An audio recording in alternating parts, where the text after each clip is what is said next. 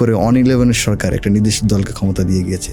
ইতিমধ্যেই বেশ কিছু ডিসি এবং ইউনোদের যে আচরণ আমরা দেখতে পাচ্ছি সেটি আমাদেরকে যথেষ্ট ভাবায় যে অন-11 মতো এই গভর্নমেন্টও কোনো নির্দিষ্ট দলের সাথে চুক্তি করে তার হাতে ক্ষমতার চাবিটা বুঝিয়ে দিয়ে চলে যাবে কিনা। আপনার কাছে কি মনে হচ্ছে আগামী নির্বাচনের পর ক্ষমতায় কে আসতে পারে, জামাত নাকি বিএনপি?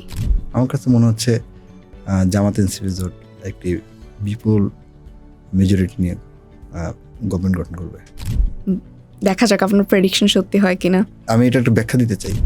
আমাদের নির্বাচন বিগত দিনে যতগুলো নির্বাচন হয়েছে, ধরেন 14 নির্বাচন যদি বলেন, 18 নির্বাচন যদি বলেন, বা 24 নির্বাচন যদি বলেন, এগুলো ছিল দিবালোকের মতো স্পষ্ট কীভাবে নির্বাচনটা হয়েছে। কিন্তু 2008 সালের যে নির্বাচন, সেই নির্বাচনও তো ডিজিটাল কারচুপি হয়েছে। সেটা আমরা কজন জানি বা কজন বুঝতে পারি? এটা ডিজিটাল কারচুপির নির্বাচন, এবং এর মাধ্যমে ফ্রেমিং করে কেন্দ্রের রেজাল্ট যখন সমষ্টিগতভাবে যোগ করা হয়েছে তখন বদলে দেওয়া হয়েছে। এরকম ঘটনা অনেক ঘটেছে, যে কারণে যারা জিতেছেন তারা হেরে গিয়েছেন, যারা হেরেছেন তারা জিতেছেন। এভাবে ফ্রেমিং করে অন-11 সরকার একটা নির্দিষ্ট দলকে ক্ষমতা দিয়ে গিয়েছে।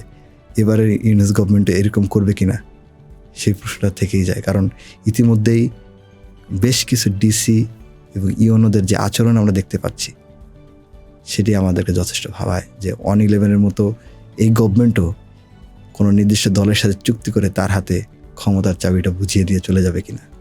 তার মানে আপনার ধারণা যদি সুষ্ঠু নির্বাচন হয় তাহলে জামাত এনসিপি জোট ক্ষমতায় আসবে? জনগণের ভোট যদি ব্যালট বক্সে প্রতিস্থাপিত হতে পারে তাহলে জামাত ইসলামী আন্দোলন এবং এনসিপি এই 9, 10, 11 দলের যে জোট, সেই দল একটা লার্জেস্ট মেজরিটি নিয়ে গভর্নমেন্ট ফর্ম করে বলে আমার দৃঢ় বিশ্বাস। এর কারণ হচ্ছে 5 আগস্ট পরবর্তী সময় যদি নির্বাচন হতো তাহলে চোখ বন্ধ করে বিএনপি 200+ আসন নিয়ে ক্ষমতায় আসতো।